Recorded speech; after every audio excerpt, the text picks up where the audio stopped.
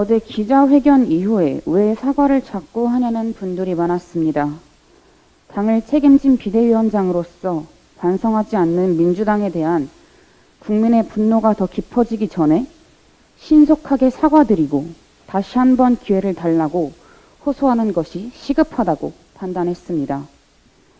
대선에서 졌는데도 내로남불도 여전하고 성폭력 사건도 반복되고 당내 민주주의를 부정하는 팬덤 정치도 심각하고 달라진 것이 없습니다.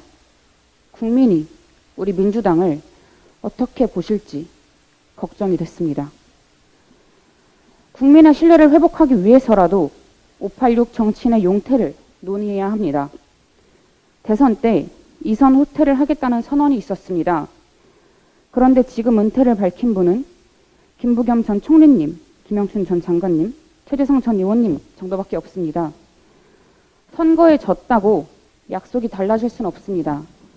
그런 의미에서 제가 어제 문제 제기를 한 것입니다. 586의 사명은 민주주의를 회복하고 이 땅에 정착시키는 것이었습니다. 이제 그 역할은 거의 완수했습니다. 아름다운 퇴장을 준비해야 합니다. 같은 지역구 4선 이상 출마 약속대로 금지해야 합니다. 지금 지역에서 열심히 뛰고 계시는 우리 후보들께 드리는 말씀이 아닙니다.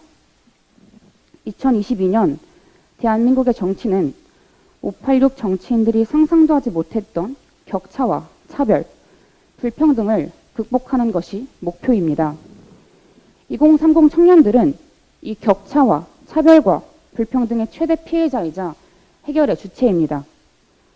586의 남은 역할은 이제 2030 청년들이 이런 이슈를 해결하고 더 젊은 민주당을 만들 수 있도록 길을 열어주는 것입니다.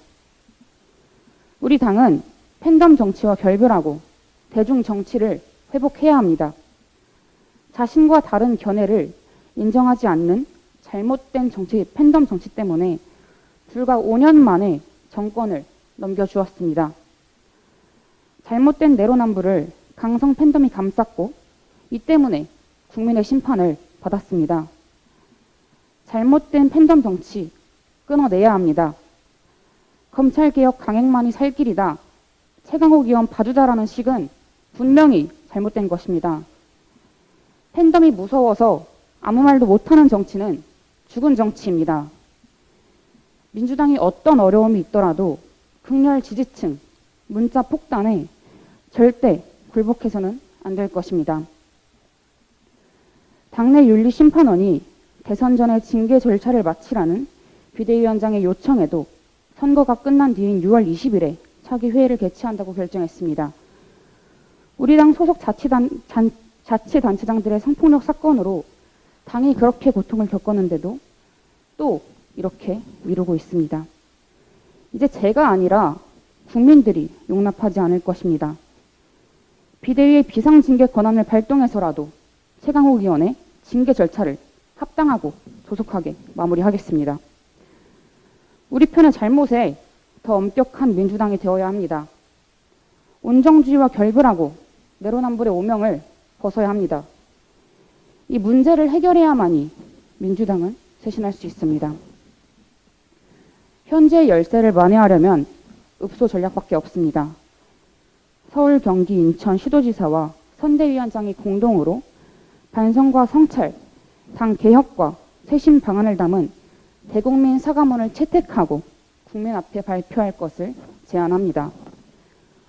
그동안 우리가 무엇을 잘못했는지 구체적으로 사과하고 지방선거 이후 당 쇄신에 대한 대국민 서약을 해야 합니다.